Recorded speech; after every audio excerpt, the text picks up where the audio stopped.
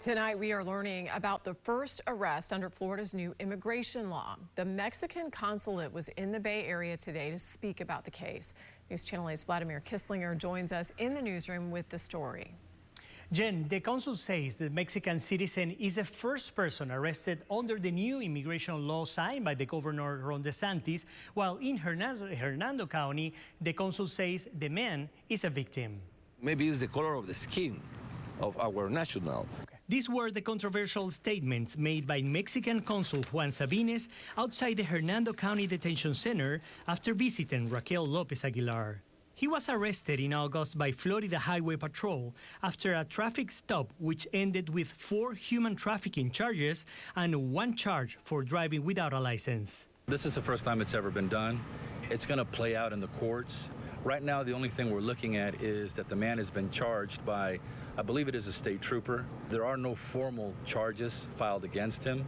According to FHP, Lopez Aguilar, who had already been deported and was in the country again illegally, was transporting 6 undocumented immigrants from Georgia to Florida when he was stopped on I-75 for allegedly driving in the middle of the road without a license, had tinted windows darker than the legal limit, and for having cracked windshield. He saw the van or the vehicle, assumed they were doing something illegal, and then looked for a reason to pull them over, and in this case, the tinted window and the broken glass, to get to find out what was going on, and ultimately his suspicion was verified. The operation involved Border Patrol officers and included the review of the documents of all people inside the car, a measure that has generated controversy. What's the basis for asking the license and information of the passengers when they've done nothing wrong?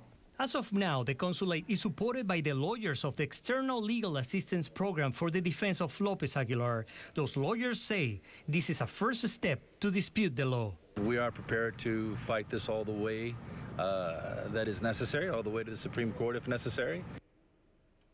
And later this month, a Hernando County judge will decide if Lopez Aguilar will face formal charges. Meanwhile, the suspect will stay in prison. He does have a $10,000 bond, but Mexican authorities said he doesn't have the money to pay it. In the newsroom, Vladimir Kisslinger, 8 on your side.